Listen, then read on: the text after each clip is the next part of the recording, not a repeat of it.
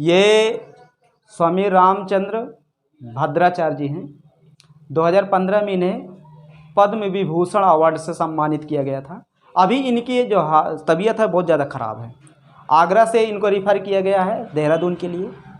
और बताया जाता 1950 में ये पैदा हुए और जब ये 2 महीने के थे तभी इनकी आंखें चली गई थी।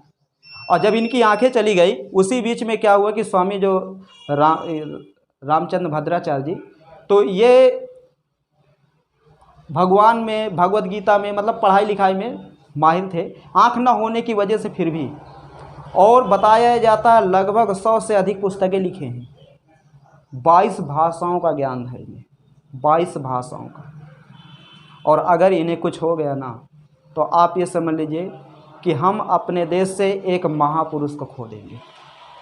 पहले तो भगवान इनको अभी सलामत रखे, क्योंकि ऐसे महापुरुषों की अभी ज़रूरत है इस देश को।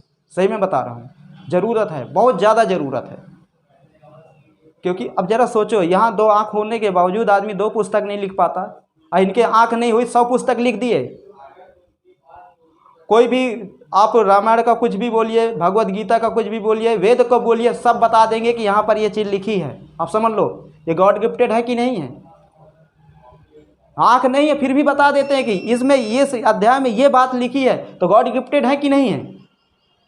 तो हम तो सबसे यही कहते हैं कि अभी इनकी ज़रूरत है इस देश को, और ये निश्चित है आने वाले समय में बहुत जल्दी स्वस्थ होंगे। और क्योंकि अभी ज़्यादा देखा जाए उस हिसाब से उम्र तो हो ही गई है, क्योंकि आदमी 60 साल के ऊपर जाता है तो बोनस में चलने लगता है, तो कहने की उम्र तो हो ही गई है। लेकिन इनकी ज़रूरत है अभी इस देश को, क्योंकि इनके कुछ कार्य बहुत अच्छे हैं। किसी व्यक्ति को ऐसे थोड़ा पद्म विभूषण अवार्ड दे दिया जाएगा, उसके कुछ कर्म अच्छे होंगे तभी तो उसे वो अवार्ड दिया जाएगा। इनके कर्म अच्छे हैं तभी ये अवार्ड दिया गया है। और कुछ लोग ये भी कहते हैं कि कर्म बुरे थे तभी अंधे हुए हैं। देखिए, ये जन्म से अंधे नहीं थे, आप ये कह सकते हैं एक एक्सीडेंट था। उस समय इनको जो बीमारी हुई थी उस बीमारी का इलाज नहीं था। शायद आज अगर वो बीमारी किसी को होती तो आज उसका इलाज है और कभी अंधा नहीं होता।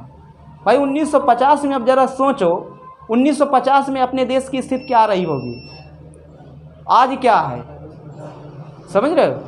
तो सोचने वाली बात है। तो बहुत लोग इनको भला बुरा भी कहते हैं, तो हम ये कहते हैं कि अगर आप इनको भला बुरा कहते हैं तो आप इनसे जलते हैं। भाई आप तो कुछ अपने लाइफ में कर नहीं पाए तो आप इनको भला बुरा कह रहे हैं। आप अगर आप भी कुछ अच्छा समाज में कर जाते तो आप इनको भला बुरा नहीं कहते।